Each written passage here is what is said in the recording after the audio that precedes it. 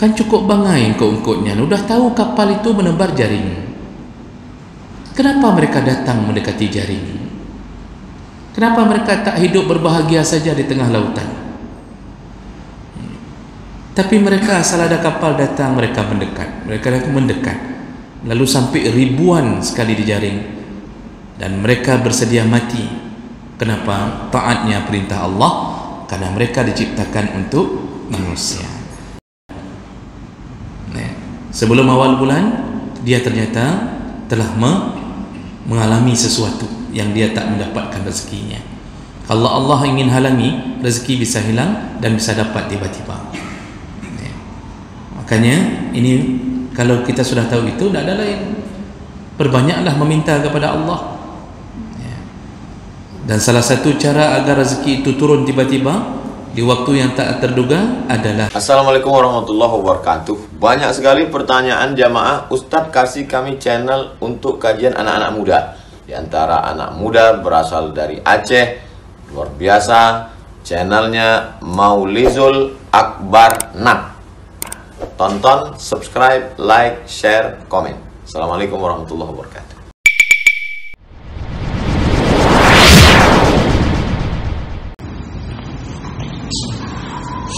Assalamualaikum warahmatullahi wabarakatuh. Innal hamdalillah nasta'inuhu wa nastaghfiruh wa na'udzu bihi min shururi anfusina wa min sayyiati a'malina. Man yahdihillahu fala mudilla lahu wa man yudlil fala hadiya lahu. Asyhadu an la ilaha illallah wahdahu la syarika lahu وأشهد أن محمدا عبده ورسوله الكريم. اللهم صل وسلم على نبينا وسيدنا المصطفى محمد وعلى آله وأصحابه أجمعين. أما بعد، رب اشرح لي صدري ويسر لي أمري واحلل عقدة من لساني يفقهوا قولي. Segala puji bagi Allah, kemudian salawat dan salam pada Rasulullah, pada keluarga dan seluruh sahabat-sahabatnya. Bapak-bapak, ibu-ibu, jemaah salat maghrib dan isya yang Allah muliakan insyaallah. Kita masih membahas tentang adab-adab dalam mencari rezeki, dan kita sedang membahas tentang ciri khas atau keistimewaan rezeki. Jadi kita belum masuk ke dalam adabnya, kita kupas dulu tentang rahasia-rahasia rezeki. Di pertemuan kita yang lalu kita sudah bahas bahwa di antara keistimewaan rezeki adalah rezeki itu tidak akan pernah putus sampai kiamat.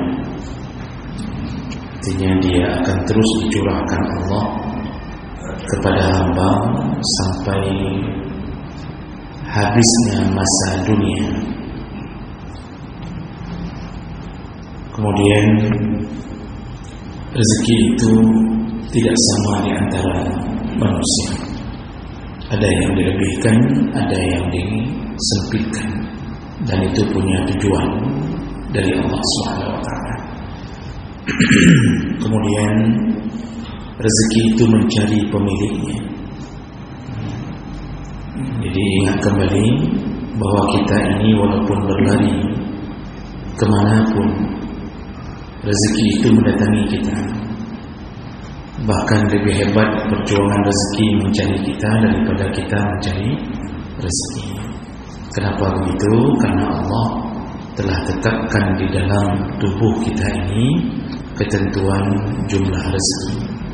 Maka Allah hadirkan rezeki itu untuk mencari pemiliknya. Dengan begitu seharusnya kita lebih tenang dalam urusan rezeki, namun kita hanya perlu menjemputnya saja. Walaupun tak kita jemput, kita bermalas-malasan, dia datang juga. Tapi kata Nabi, wa in abta, datangnya terlambat. Kalau bermalas-malasan, datangnya terlambat. Jadi Ini yang membuat para ulama menyibukkan diri dengan menuntut ilmu, karena mereka sadar dan yakin bahwa rezeki telah ditetapkan untuk mencarinya. Maka mereka sibukkan dengan urusan ibadah kepada Allah SWT. Kemudian yang sudah kita bahas berikutnya adalah rezeki itu merupakan salah satu pertolongan Allah kepada hamba untuk menambah ketaatannya. Jadi orang yang diberi rezeki oleh Allah itu sebenarnya Allah menginginkan untuk dia taat dengan rezekinya. Tapi kalau dia punya mobil, seharusnya mobilnya dibawa ke dalam urusan taat. Seharusnya rezeki yang diberi Allah melalui mobil itu, mobilnya parkir di depan masjid walaupun dalam keadaan hujan. Kalau Allah berikan motor atau Honda bahasa kita, maka seharusnya motor itu mempercepat langkah kita menuju ke tempat-tempat kebaikan. Jadi rezeki itu sebenarnya Allah hantar untuk membuat kita taat, bukan untuk menjauh dari Allah. Maka salah satu orang yang dimurkai adalah ketika rezeki yang diberi dijadikan sebagai alat untuk melawan Allah. Baik, itu diantara yang sudah kita bahas. Kita lanjutkan sedikit lagi keistimewaan rezeki dari Allah, yaitu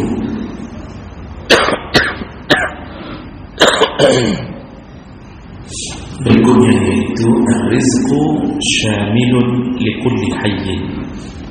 Rezeki itu meliputi semua yang hidup. Allah berikan rezeki semua makhluknya. Yang hidup di sisi Allah semua diberikan rezeki, baik dia berjalan dengan 4 kaki, 2 kaki, atau bahkan makhluknya yang berjalan dengan 1000 kaki. Dimanapun mereka hidup, Allah hantarkan rezekinya. Dan ini Allah patenkan di dalam ayatnya, di antaranya surat Hud ayat 6. Kata Allah Subhanahu wa taala, "Wa ma min dabbatin fil ardi illa 'ala Allahi rizquha wa ya'lamu mustaqarraha wa mustawda'aha kullun fi kitabin mubin." Jadi Allah mengatakan apa? Wa ma min dabbah fil ardi, semua yang melata di muka bumi. Melata itu maksudnya yang berjalan, baik manusia, hewan, di muka bumi, dimanapun mereka berada, di gunung, di dalam lautan, di Antartika, kutub utara, dimanapun mereka yang hidup di atas udara, Allah ingin memberitahu semua kita, illa 'ala Allahi rizquha, maka Allah telah jamin rezekinya. Allah jamin rezekinya. Bukan hanya Allah menjamin, bahkan lebih dahsyat daripada itu, wa ya'lamu mustaqarraha, Allah tahu di mana mereka berada. Cacing hidup di dalam tanah, Allah tahu cacing itu di mana. Maka Allah hantarkan rezeki yang telah ditetapkan untuk cacing. Ada binatang yang hidup di dalam bebatuan yang tak mungkin dijangkau oleh manusia, tapi Allah hantarkan rezekinya. Ada yang berada di tengah-tengah lautan yang manusia tak pernah berhasil menyelam untuk mengetahui tempat mereka, tapi Allah hantarkan rezekinya. Jadi mustaqar itu Allah tahu di mana tempatnya. Dan ini subhanallah, maha suci Allah yang tidak berat sama sekali untuk mengatur rezeki hamba. Lalu Allah sambung lagi, wa mustawda'aha, selain Allah tahu tempat mereka, wa mustawda', Allah mengatakan mereka itu telah disimpan rezekinya. Maksudnya mustawda' itu dalam bahasa Arab modern yang kita terjemahkan itu artinya gudang. Jadi telah digudangkan. Maksud Allah, tak perlu takut, tak perlu khawatir. Setiap burung, ikan, kemudian segala macam binatang-binatang yang bermelata di muka bumi, rezekimu telah kusimpan, kugudangkan. Jadi sudah di stok oleh Allah. Jangan khawatir engkau kekurangan seperti khawatirnya manusia, kekurangan stok beras, kekurangan ini, kekurangan itu. Di sisi Allah tak ada cerita kekurangan. Allah telah gudangkan semuanya. Berapa tahun umur kecoa? Belum tahu umur kecoa. Kerana dia belum tahu. Tak ada yang pelihara kecoa satu pun. Seumur kecoa itu, dari lahirnya kecoa sampai mati, itu sudah ada di gudang rezeki dia. Jutaan makhluk hidup berada di dalam gua. Allah telah gudangkan rezekinya. Kalau binatang yang bukan PNS, ini saya bilang kalau binatang yang bukan PNS, bukan PNS binatang, itu PNS balik pula.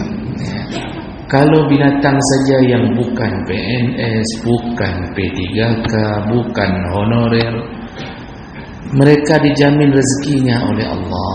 Kenapa manusia yang dijadikan khalifah merasa takut? Mereka bukan khalifah. Seharusnya manusia tak perlu merasa takut sampai menyibukkan diri dengan mencari rezeki, mempula pingkui. Dia tanam pingkuinya. Apa bahasa Arab, bahasa Indonesianya mempula pingkui? Jungkir balik, ya betul. Jungkir balik mencari rezeki. Padahal Allah telah gudangkan rezeki kita. Ini sudah berulang-ulang kita ingin yakinkan bahawa jangan sampai rezeki itu membuat kita tak menjumpai Allah di waktu subuh, di waktu zuhur, di waktu asar. Itulah karena mereka tak punya ilmu. Saya setiap subuh keluar dari tempat saya, dari Panggul ini, setiap subuh. Pemandangan yang sama selalu nampak. Banyak becak, banyak orang yang berhenti menuju ke pasar impres. Itu di waktu itu saya yakin mereka mungkin tak memikirkan salat, menunggu barangnya, menurunkan barang. Pandai semayang. Padahal kalau Allah ingin tahan rezeki itu, hancurlah semuanya. Sudah salat tak ada, rezeki ditahan Allah. Ini Allah masih kasih. Baru berapa hari saja banjir yang tertahan hari itu, Pak. Tertahan tomat, cabai. Bagaimana sibuknya mereka. Makanya jangan khawatir tentang rezeki yang Allah beri. Allah telah gudangkan itu. Kita ini khalifah. Perlu diingat kalimat Allah, inni ja'ilun fil ardi khalifah. Aku menjadikan di muka bumi ini makhluk baru. Allah tidak sebut jenis makhluknya, yang disebut statusnya, Pak. Kan Allah katakan pada malaikat, wa idza qala rabbuka lil malaikah, Allah berkata kepada malaikat, inni ja'ilun fil ardi khalifah. Aku akan menjadikan di atas muka bumi khalifah. Padahal kita namanya apa? Insan. Kita ini insan, manusia. Bukan khalifah nama kita. Khalifah itu apa? Jabatannya, statusnya.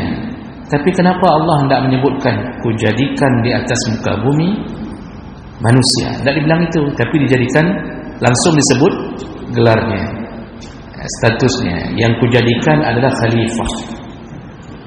Ini harus paham betul bahawa kita ini telah dimuliakan Allah dari sebelum diciptakan. Kita ini dijadikan sebagai penghulu, raja di muka bumi. Maka karena Allah telah memilih kita menjadi raja di antara semua makhluk yang ada di bumi, baik harimau, ikan paus, kita rajanya. Walaupun di hutan kita sebut raja hutan harimau, tapi kita rajanya. Harimau itu lebih takut ke kita daripada kita takut ke harimau. Babi itu Kita selalu menjuluki orang yang jahat dengan mengandalkan kalimah babi. Kita mengatakan, kok jahat ulun, lagi bui. Kadang-kadang kita sebut, kok pedih ulun lagi bui. Kan kita sebut kan, cukup jahat orangnya kayak babi. Tapi babi tahu siapa yang lebih jahat antara dia dengan manusia. Sesama babi pun mengatakan, kah lagi ulun ke? Kok pedih kita guys. Begitu Pak. Kalau tidak percaya tanya sama babi. Babi itu tidak korupsi, Pak. Babi itu tidak menipu. Dia hidup apa adanya. Apa yang diberi itu yang dia makan. Manusia, Masya Allah, demi kekuasaan dia lakukan apapun. MK pun dilanggarnya. Ya, coba pernah lihat. Jadi Bapak Ibu yang Allah muliakan, kita sambung titik tanya. Sudah, berikutnya ini harus kita fahami betul. Wa mustauda'a. Jadi kita ini khalifah. Kalau binatang telah disimpan rezekinya, kita ini lebih, karena kita rezekinya para raja, kita rezekinya para khalifah. Makanya Allah ciptakan semua yang ada di muka bumi untuk memuliakan khalifah. Ya, pelayanan terhadap raja kan beda dengan pelayanan terhadap bawahan. Raja itu kan pelayanannya harus tinggal di istana, makan enak, kemudian makanan disiapkan, fasilitas lengkap, mau terbang kemana saja harus ada pesawatnya, mau berlayar harus ada kapal airnya. Maka itulah kita. Makanya Allah katakan, "Huwallazi khalaqa lakum ma fil ardi jami'an." Allah itu menciptakan semua di muka bumi. Lakum kata Allah, yang kekalnya untukmu kata Allah. Maka Allah tundukkan semua di muka bumi hanya untuk memikirkan rezeki kita. Allah tundukkan di darat hanya untuk kita Bapak Ibu. Lihatlah bagaimana kerja Allah untuk memuliakan manusia. Allah tundukkan semua. Allah tundukkan tumbuh-tumbuhan. Untuk siapa? Untuk manusia. Makanya semua pepohonan itu suka tak suka, mau tak mau harus tumbuh.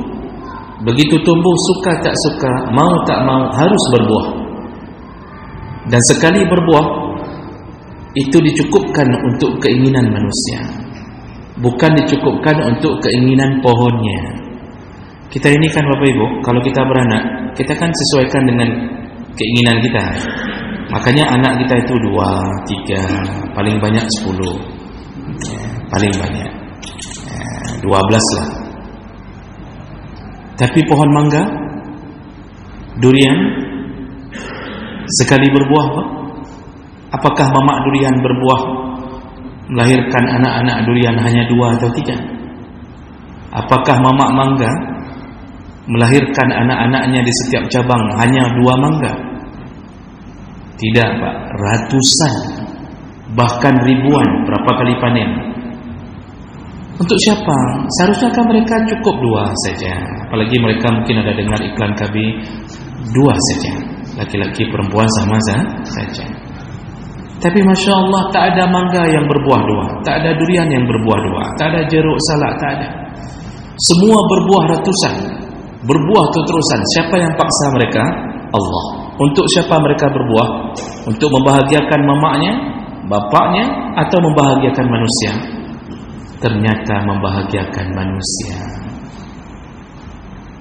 Allah ciptakan semua binatang ternak, lembu, kerbau, kambing, lalu Allah paksa mereka untuk melahirkan anak-anaknya. Setelah mereka melahirkan anak-anaknya, mereka tahu nasib mereka. Untuk siapa anak itu dilahirkan? Apakah mereka akan hidup bersama anaknya dengan waktu yang lama, lalu kemudian mereka berbahagia, anaknya disuruh sambung S1, S2, lalu kemudian nanti jadi dokter sapi, kemudian tidak ada cita-cita itu mereka, karena mereka tahu mereka dipaksa oleh Allah, kamu hidup, lahirkan anakmu, engkau dan anakmu akan dimakan oleh raja yang kuciptakan di dunia, yaitu manusia. Makanya sapi itu melahirkan anak untuk siapa, Pak? Itu kita cuma. Asal sudah mau Idul Adha, mereka sudah bersiap-siap. Mereka berwasiat, nak, Mamak berangkat duluan tahun ini. Mereka tahu ketika mereka memamah makanan, ketika mereka memakan rumput dan semuanya, mereka tahu mereka gemuk wajib. Siapa yang suruh? Allah. Untuk siapa? Untuk manusia. Apakah sapi memakan sesamanya? Tidak. Itu bukti rezeki kita melalui makhluk yang telah diciptakan Allah. Maka apalagi kurangnya mulia manusia di sisi Allah Subhanahu wa taala. Bayangkan, Pak, ikan di tengah lautan. Kan cukup bangai engkau-engkaunya, udah tahu kapal itu menebar jaring. Kenapa mereka datang mendekati jaring? Kenapa mereka tak hidup berbahagia saja di tengah lautan? Tapi mereka asal ada kapal datang, mereka mendekat. Lalu sampai ribuan sekali di jaring. Dan mereka bersedia mati. Kenapa? Taatnya perintah Allah. Karena mereka diciptakan untuk manusia. Inilah rezeki kita. Jadi intinya, kita ini paling mulia dalam urusan diberi rezeki. Diberi rezeki untuk semua binatang lain, untuk semua pepohonan, untuk semua binatang. Tujuannya juga ujung-ujungnya untuk memberi rezeki kepada kita. Makanya Allah mengatakan, ya, wa mustauda'a, telah kusimpan rezeki semua makhluk yang kuciptakan. Kullum fi kitabim mubin, dan itu semua telah kutulis di dalam kitab yang mulia, yaitu Lauhul Mahfuz. Ya, makanya Allah Subhanahu wa taala yang Maha memberi rezeki itu telah menyempurnakan rezeki kepada semua makhluk. Bapak Ibu yang Allah muliakan, ya, ini keistimewaan rezeki. Maka sekali lagi, Bapak Ibu, dengan keadaan seperti ini, ya, kita seharusnya lebih faham untuk mensyukuri nikmat Allah Subhanahu wa taala. Baik, berikutnya keistimewaan rezeki berikutnya adalah ar-rizqu ghaibun la ya'lamuhu illallah azza wa jalla. Rezeki itu ghaib. Tidak ada yang mengetahui kapan datangnya kecuali Allah Subhanahu wa taala. Dan ini Allah sebutkan di dalam surat Luqman ayat 34, innallaha 'indahu 'ilmus sa'ah. Pertama Allah mulai dulu dengan kalimat sesungguhnya di sisi Allah pengetahuan tentang datangnya kiamat. Jadi ada beberapa perkara yang gaib, tidak akan diketahui oleh manusia sama sekali. Yang pertama, tidak ada yang tahu tentang kapan datangnya kiamat. Ini sudah ditanya oleh Jibril kepada Nabi Muhammad, berikan kabar kepadaku tentang datangnya kiamat. Rasulullah menjawab, yang tanya lebih tahu daripada yang ditanya. As-sa'il a'lamu minal mas'ul. Lalu Jibril mengatakan, kalau begitu kasih tanda-tandanya saja. Baru Nabi Muhammad memberi tanda-tanda datangnya kiamat. Yang tanggal kiamat tak tahu. Dalam ayat disebutkan Allah mengatakan dirinya akadu ukhfiha, sampai-sampai aku hampir melupakannya. Saking rahasianya kiamat cuma Allah yang tahu, sampai-sampai aku pun hampir lupa. Akadu ukhfiha, setelah kusembunyikan hampir-hampir. Maksud Allah tak mungkin lupa. Tapi maksud Allah saking rahasia. Sama kayak istri, Pak, menyembunyikan cincin agar tak diambil oleh suaminya pemain game judi online. Saking jauhnya dia simpan dalam lungkia di sudut sofa, Pak. Dia simpan di sudut sofa sampai dia sendiri tak tahu lagi di mana cincin itu. Begitu rahasianya kiamat. Nah, jadi ini gaib yang pertama. Lalu Allah mengatakan yang kemudian juga yang hanya Allah yang tahu, yaitu wa yunazzilul ghaitsa. Hanya Allah yang tahu kapan turunnya hujan. Lalu makanya kan kita tak tahu kapan turunnya hujan. Mendung bukan berarti hujan. Hujan pun belum bermakna diawali dengan mendung. Bisa saja hujan tiba-tiba. Ya. Makanya hujan itu rahasia Allah. Kemudian wa ya'lamu ma fil arham, hanya Allah yang tahu apa yang ada di dalam rahim. Ada orang yang bertanya, tapi USG tahu kok, USG pun bisa tidak sesuai dengan prediksi dokter. Ya. Jadi dikabarkan dokter kayaknya laki, ternyata yang lahir perempuan. Banyak terjadi. Ada yang dikabarkan perempuan, ternyata laki. Ada yang dokter tak lihat apa-apa, tak nampak USG, tak nampak, pas lahir bencong. Itu bahaya juga kalau sudah begitu. Lalu Allah sebutkan lagi, wa ma tadri nafsun maza taksibu ghada. Tak ada yang tahu dari mana engkau besok mendapatkan rezeki. Di sini poinnya.